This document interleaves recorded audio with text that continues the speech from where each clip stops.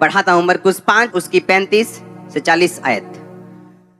उसमें लिखा, वो कह ही रहा था कि आराधनालय के सरदार के घर से लोगों ने आकर कहा, तेरी बेटी मर गई, अब गुरु को दुख मत दे। वो कह रहे थे तब यीशु ने अनसुनी करके आराधनालय के सरदार से कहा, मत डर, केवल विश्वास रख। और उसने पतरस, याकूब के भाई यूहन्ना को छोड़ किसी को अपने साथ अंदर आने ना दिया। आराधनालय के सरदार के घर में पहुंच के उसने लोगों को बहुत रोते और चिल्लाते देखा। तब उसने भीतर जाकर, यानी यीशु मसीह ने अंदर जाकर उनसे कहा, तुम क्यों हल्ला मचाते और रोते हो? लड़की मरी नहीं परंतु सो रही। वे उसकी हंसी करने लगे, परंतु उसने सबको निकालकर लड़की के माता पिता और उनके साथियों के जहां लड़की पड़ी थी वो गया। हमें क्यों प्रूफ चाहिए? पर्सनल। क्योंकि जिस जनरेशन में आप रहते हो वो जनरेशन एक फेक जनरेशन है। लोग मुंह पे खुश हैं और पीछे खुश हैं। जिस जनरेशन में, जिस दुनिया में आप रहते हो, ये एक फेक जनरेशन है। आज इज्जत बंदे की नहीं, उसके पैसों की होती है, क्योंकि ये एक फेक जनरेशन है। आप इमेजिन करो, एक घर में यीशु मसीह जा रहे हैं और सब लोग रो रहे हैं, ओए मर गई। और जैसे यीशु मसीह ने कहा, ओए मरी नहीं हो। अगर किसी का कोई मरा हो जो दिल पे लगा हो, अगर कोई बोल देना, ओए काका मरी नहीं, तो बंदा कहेगा, सच्ची नहीं मरी, वो ऐसे बोलेगा।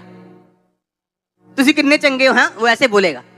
पर बाइबल कहती, वो जैसे यीशु मसीह ने कहा मरी नहीं हो, वो सो रही है, सब हंसी करने लगे, हंसने लगे, मजाक उड़ाने लगे। इसका मतलब वो सही तरह से रो नहीं रहे थे, वो फेक थे, वो फेक रो रहे थे। वो फेक प्रॉफिट होते हैं ना, फेक पास्टर्स होते हैं, फेक विश्वासी भी होते हैं, नकली प्रॉफिट भी होते हैं, नकली पास्टर भी होते हैं, नकली विश्वासी भी होते हैं। तो वो नकली रो रहे थे। अगर वो असली रो रहे होते, अगर वो सच्ची दुख में होते, तो यीशु मसीह की बात को सुन के एकदम से कैसे हंस पड़ते हो? लेकिन वो हंसी करने लगे, मजाक, एक दूसरे के साथ हाई फाई मार के मजाक करने लगे, ये क्या बोल रहे हैं, क्योंकि वो रो नहीं रहे थे, वो फेक थे। और याद रखो, इस फेक जनरेशन में जिस पे आप रहते हो, आपको पर्सनल प्रूफ की जरूरत है कि परमेश्वर अपना हाथ आप पे प्रकट करे और लोगों के मुंह बंद हो जाए।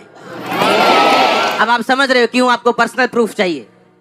क्योंकि जिस जनरेशन में आप रहते हो, ये एक फेक जनरेशन है, ये एक नकली जनरेशन है, ये एक नकली लोग हैं। ये मुंह पे और दिल में और, मुंह पे कुछ।